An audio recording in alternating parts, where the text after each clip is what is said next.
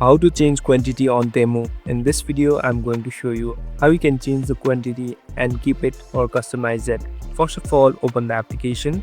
Now, first search the product that you want to buy or order. So tap on the product first. Now, here on the bottom, you'll be able to see the option called Add Now. So you can directly add now, or you can choose the quantity first. So here on the bottom, you'll be able to see the option of quantity.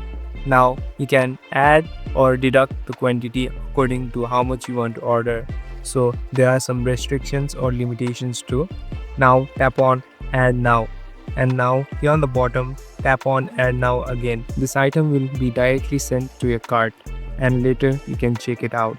Thank you for watching this video.